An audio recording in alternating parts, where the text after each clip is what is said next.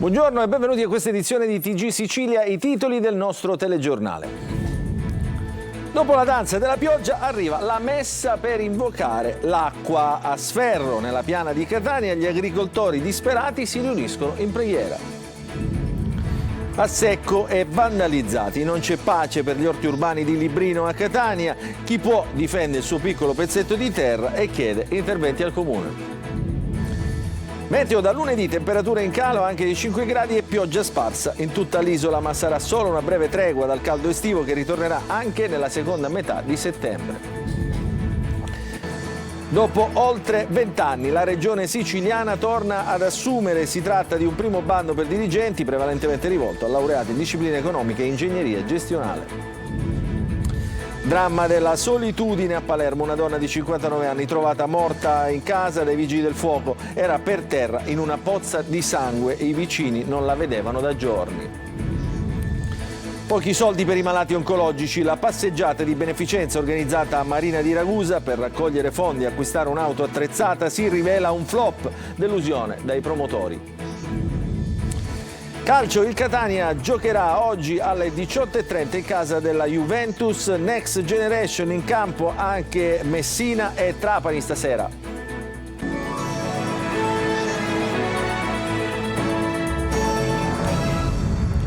Ancora buongiorno, una preghiera per la pioggia, a promuoverla gli agricoltori della piana di Catania che sono disperati e si sono rivolti a chi sta anche molto in alto. Francesco Triolo. Si guarda al cielo in tutti i sensi, gli agricoltori della piana di Catania sono disperati, chiedono una grazia. Attraverso il comitato spontaneo del quale fanno parte 1500 produttori hanno organizzato un momento di preghiera per chiedere la pioggia. L'appuntamento questa mattina nella frazione di Sferro con gli agricoltori che si sono affidati a Don Salvatore Patanè, parroco di Santa Maria dell'Alto, e a Don Alessandro Ronsisvalle che ha celebrato la funzione. San Giuseppuzzo, chiuviti, calarbaredde su morte di site, e se voi non la mannate, siamo poveri e rovinati. L'aiuto dal cielo è considerata l'ultima spiaggia, l'ancora di salvezza a cui aggrapparsi. L'assenza di pioggia da mesi sta lasciando cicatrici profonde nei fondi agricoli. La pioggia di qualche giorno fa può essere considerata solo una goccia in un deserto. Una messa di preghiera e speranza per la pioggia, e non ultimo per dare una scossa a quelle coscienze, ai cuori delle istituzioni che fino ad oggi hanno portato semplicemente carte e nulla di fatto per il nostro comparto. La situazione è critica. Secondo la cooperativa di olivicoltori, per esempio, la produzione in Sicilia ha subito un calo del 50-60% circa rispetto alla campagna precedente. Catania è la provincia più penalizzata, estesa al Basso Ennese, con una percentuale di poco meno dell'80%. In generale la Sicilia potrebbe attestarsi su una produzione di 16-18 mila tonnellate a fronte delle 35 mila tonnellate della campagna 2023-2024. Si allontanano dietro i monti i riflessi di un giorno che non finirà. E adesso ci spostiamo a Catania per parlare degli orti urbani di Librino. Anche questi senza acqua, a secco e da mesi addirittura subiscono i raid vandalici. Gli ortolani della zona non ci stanno, chiedono sicurezza e si sentono abbandonati dall'amministrazione comunale. Giusy Lazzara. Chiaro e forte il messaggio degli ortolani di Librino a Catania. Difendono da anni il loro pezzetto di terra che coltivano e curano con tenacia. Se la terra è secca, come faccio io a mettere le piantine? Muoiono subito, perché se le piantine hanno bisogno l'acqua subito, ogni giorno. Avete richiesto al comune di intervenire? Le richieste ci sono state, purtroppo ancora l'acqua, questa mattina proprio l'acqua non c'è. Ci mettiamo in cammino fra sterpaglie e mura pericolanti, con rinforzi di fortuna fatti con le pietre dagli stessi ortolani, che fanno i conti da settimane ormai anche con gli atti vandalici. Che tempo sta succedendo che ci sono atti di vandalismo. Ora si sono bruciate queste due casette qua che sono degli ortolani come noi. Noi pensiamo che sia stato qualcosa di doloso. E dire che erano stati loro che avevano vinto il progetto di democrazia partecipata bandito dal Comune di Catania, votato da tutti i catanesi. Sono passati 2 anni e dei 200.000 euro stanziati non si ha ancora notizia. Chiedevamo dei giardini verticali perché strutturalmente le terrazze degli orti sono molto fragili, con le piogge scendono sempre più giù e quindi si mette in pericolo tutti gli orti sono in pericolo. Per un'illuminazione decente, di mettere delle telecamere appunto per la ragione di sicurezza. Inizialmente sì, ora vediamo, cerchiamo il RUP, così ecco lì. Non ci hanno mai ascoltato. A secco anche l'Orto delle Donne, che hanno voluto curare questo piccolo lotto di terra, un luogo per stare insieme e condividere esperienze.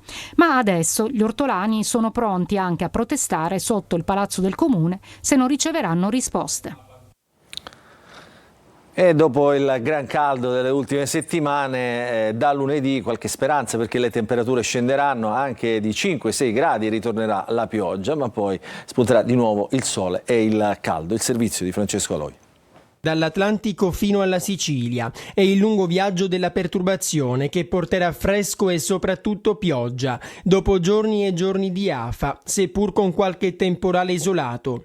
Per gli esperti lunedì sarà una giornata molto piovosa. Le zone più colpite sembrano essere quelle più occidentali, quelle che vanno dalla provincia di Palermo verso ovest, quindi fino a Trapani, e scendendo giù Masara del Vallo, Agrigento. Sono attesi localmente anche dei temporali, non si può escludere però anche dei rovesci nelle altre zone della Sicilia. Ma piogge e temporali dovrebbero fermarsi a lunedì, poi di nuovo sole alternato a nuvole, ma con temperature decisamente più sopportabili. Il gran caldo, almeno fino a metà mese, dovrebbe andare in soffitta. Non rivedremo più le temperature estreme delle scorse settimane, i 34, 36, anche 38 gradi.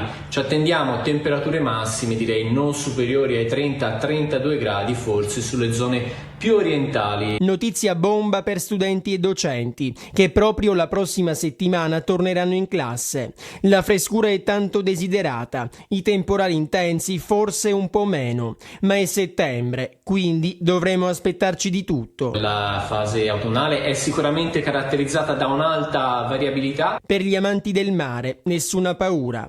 Perturbazioni a parte, in Sicilia l'estate non finisce mai.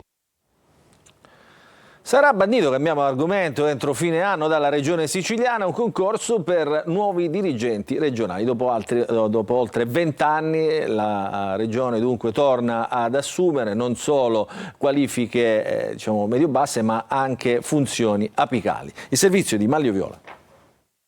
Dopo oltre 20 anni la regione siciliana si prepara ad avviare un nuovo capitolo nella gestione del personale. Dopo le assunzioni nelle qualifiche funzionali minori arriva il concorso per nuovi dirigenti. Il bando avrà particolare attenzione alle discipline economiche e all'ingegneria gestionale, settori in cui l'amministrazione ha bisogno di nuove leve.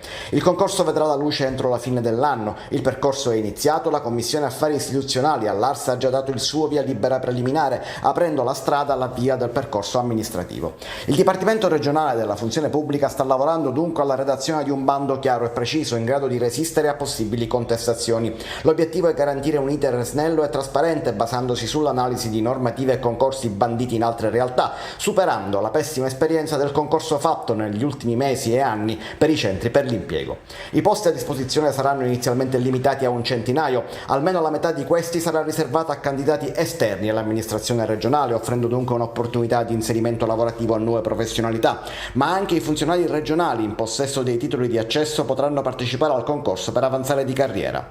Negli anni, in assenza di concorsi e a causa dei prepensionamenti e dei pensionamenti, molti di loro si sono trovati a ricoprire ruoli di maggiore responsabilità senza un adeguato riconoscimento. Il nuovo bando punta dunque anche a sanare questa stortura.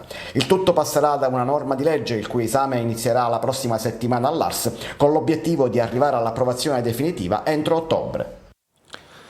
Adesso ci occupiamo dei balneari, arriva un prolungamento alle concessioni, un prolungamento che durerà fino al 2027, ma nonostante sia stato raggiunto un accordo tra Roma e Bruxelles, resta critica la posizione del sindacato locale. Il servizio.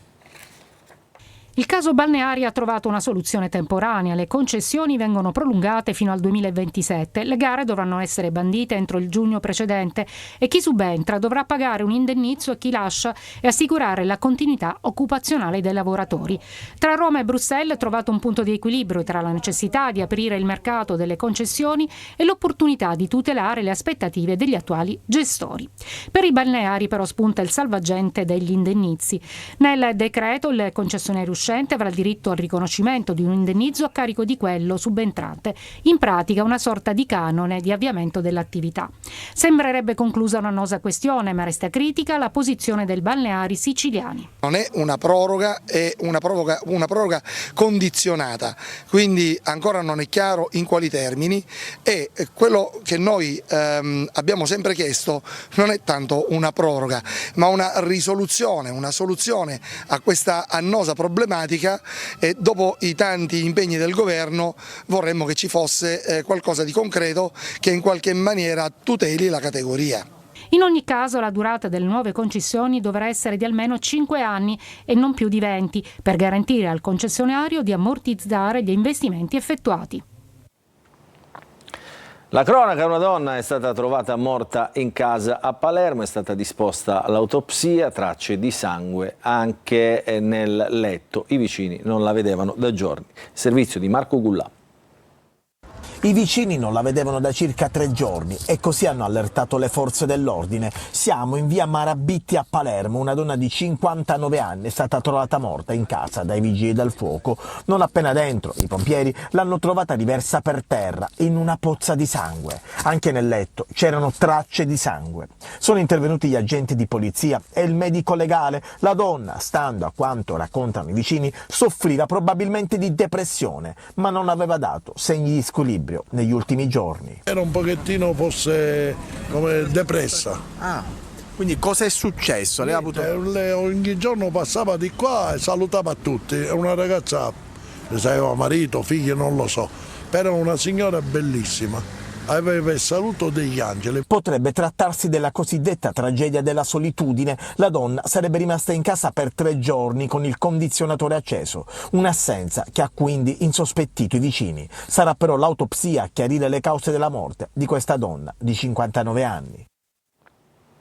Adesso cambiamo decisamente argomento. Tutto pronto a Numana, nelle Marche, per le serate conclusive dell'85esima edizione del concorso Miss Italia. Tra le finaliste c'è anche un Miss di Agrigento, il servizio di Davide Sardo. Se dovessi vincere il titolo di Miss Italia sicuramente sarei la ragazza più felice del mondo. No, però diciamo che in quel caso sicuramente mi aspetterei un futuro magari nel campo della moda e anche nello spettacolo, ma specialmente nel campo della moda come modella, che è praticamente uno dei sogni che avevo già da quando ero veramente piccola. Ambiziosa, decisa e determinata, Elena Di Battista, 23 anni, originaria di Agrigento, è la più bella tra le più belle ragazze siciliane. È la nuova Miss Sicilia in corsa per diventare la Miss Italia 2024. È una tennista professionista, laureata in marketing e management, ma soprattutto è una ragazza bella, semplice e genuina. Essere stata nominata Miss Sicilia è stata un'emozione veramente grandissima. C'erano tante ragazze molto belle che ho avuto il piacere di incontrare nelle varie tappe e quindi sicuramente non è stata una decisione scontata.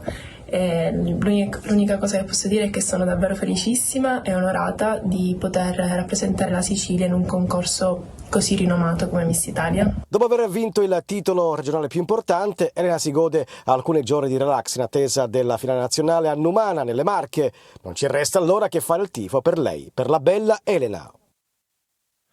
È stato dissequestrato il parco Aldo Moro a Messina, a breve la riapertura. Il dissequestro deciso oggi dalla Procura, che si è pronunciata sulla vicenda dopo ogni possibile accertamento tecnico ambientale eseguito dal Comune e dall'Istituto Nazionale di Geofisica e Vulcanologia per le rispettive aree di competenza, confermano come il parco Aldo Moro sia sicuro. A dirlo è proprio il sindaco della città peloritana, Federico Basile. In questi casi la prudenza è fondamentale. Allora ringraziamo, dice il sindaco, la Procura per averci guidato e permesso di accertare che il parco può essere oggi restituito alla città. Stiamo predisponendo tutti gli interventi necessari per la pubblica fruizione.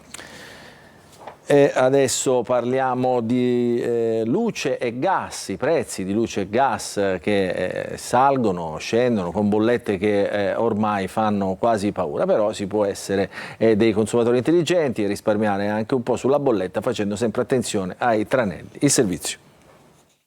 Tra alti e bassi, gas e luce costano sempre di più. Così, quando arriva la bolletta, prima di aprirla bisogna fare un grosso respiro. Ma risparmiare, o almeno provarci, si può. Il consumatore spesso non sa quanto consuma, prova a vedere solo quanto spende.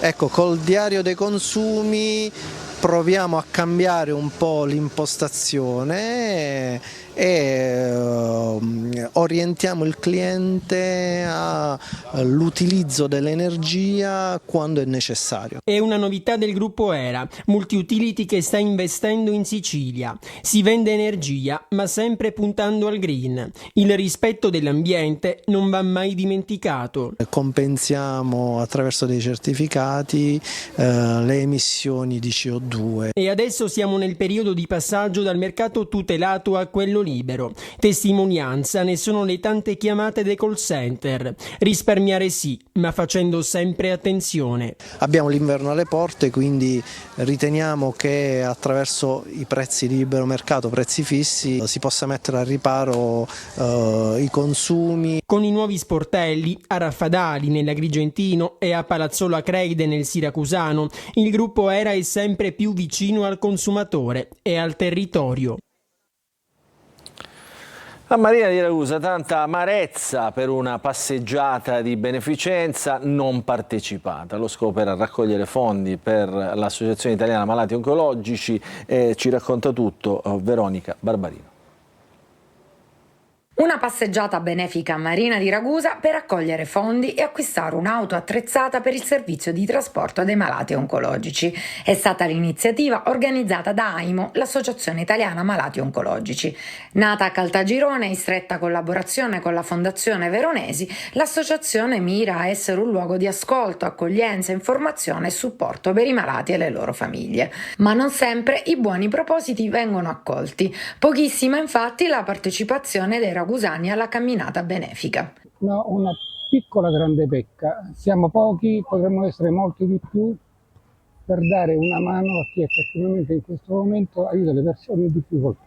Siamo troppi pochi, non perché la cosa non interessa, magari perché qualcuno si è sentito, non lo so, molte volte si ha paura a partecipare a queste manifestazioni, ma posso assicurare che è una cosa bella ed è bello parteciparci. Ma nonostante la delusione, la passeggiata lungo le vie della Riviera Ragusana è stata fatta e con maglietta, sacca, cappellino e bevanda per fronteggiare il caldo, al grido di forti nel prendersi cura dei più deboli, si è voluto comunque dare un segnale di presenza. Piacere di esserci visto lo scompo molto grande. Sono solidale a questo bisogno perché la salute è il bisogno di tutti. Bene, allora adesso ci fermiamo per una piccola pausa, poi un'ampia pagina di calcio.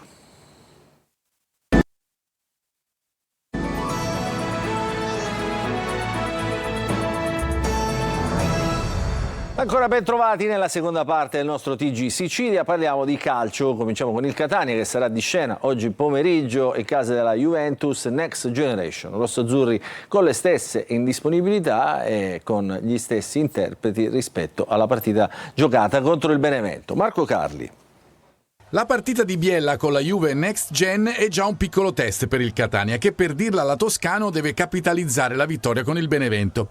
I bianconeri, squadra di qualità, giovane, capace di segnare ma anche con alcune lacune difensive palesate nei primi due match, può essere l'avversario giusto per capire ancora di più il valore del nuovo Catania. Al di là del risultato, sempre determinante nello sport, Toscano spiega quali devono essere i prossimi passi. Dobbiamo crescere nelle scelte, farle più produttive, nella continuità di rendimento, di alzare il minutaggio e essere intensi per più di 60-70 minuti,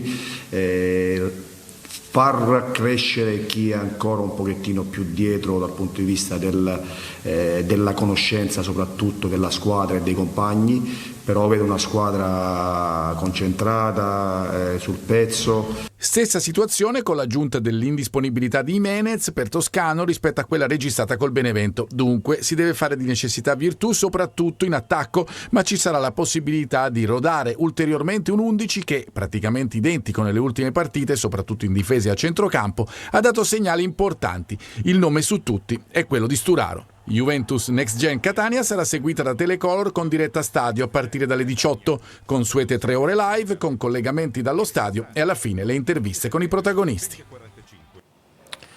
Doppio appuntamento stasera alle 20:45 per le altre siciliane di Serie C. Il Messina ospiterà al Francoscoglio il Taranto, mentre il Trapani è impegnato a Crotone. Sergio Colosi. Non si esagera se Messina-Taranto si presenta come sfida salvezza.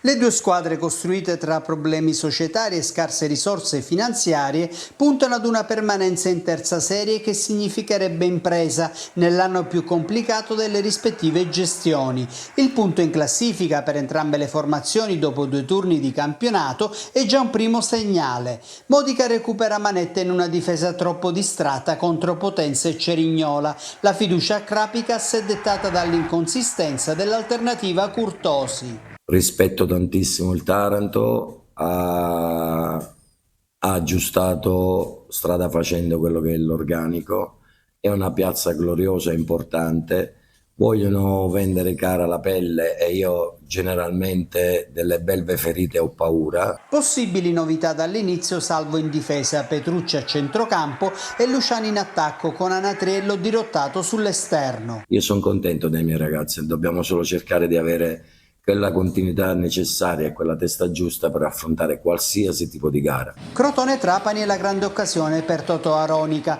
Promosso dalla Primavera, guiderà i Granata al posto dell'esonerato Torrisi. Un buon risultato in Calabria potrebbe spingere Antonini a rinviare la scelta del nuovo tecnico. Adesso ci occupiamo di podismo perché è tornato il trofeo Maria Santissima degli Ammalati a Mister Bianco, 26esima edizione, e tanto entusiasmo dopo, pensate, 14 anni di assenza. A vincere il trofeo è stato un atleta eritreo. Servizio. Freedom come libertà, quella che si trova nell'atletica e nella corsa in generale. E il fatto che sia proprio Freedom, di cognome Amaniel, atleta eritreo, a vincere la 26esima edizione del Trofeo Maria Santissima degli Ammalati sembra presagio anche di futuro, visto che l'importante corsa podistica è tornata dopo 14 anni di pausa, voluta con determinazione dalla SD Atletica Mister Bianco di Santospina e Santobaudo, sostenuti dall'amministrazione comunale. Tanti gli appassionati che hanno assiepato il teatro di gara. 13 giri in tutto, 10 km e 800 metri. Lo start da via Giordano Bruno dato dal sindaco Corsaro, con il percorso che è quasi un rettangolo perfetto, veloce e tecnico, con l'asfalto che si alterna con i Sanpietrini. Diciamo un percorso un po' duro ma bellissima gara. Mi sono divertito, contentissimo a vincere questa gara. Freedom si è imposto con il tempo di 31,25, alle sue spalle l'atleta del Burundi Luis Intunzinzi, distaccato di 9 secondi. Terzo e primo degli italiani Nicolò Bedini, quarto Wilson Marquez della Siracusa Atletica, primo fra gli appartenenti a società siciliane. Siamo orgogliosi perché è meraviglioso rivedere dopo 14 anni il trofeo che a Mister Bianco dà questa grande opportunità di far parlare bene di sé, di far parlare dello sport che conta. Una cosa bellissima che vogliamo che sia anche come diciamo apripista per un'attività anche con i ragazzi e con gli amatori. Questa è l'ultima notizia, il nostro telegiornale finisce qui, l'informazione su Intera Sicilia ritornerà questa sera alle 20. Noi vi ringraziamo per averci seguito e vi auguriamo un buon proseguimento di giornata.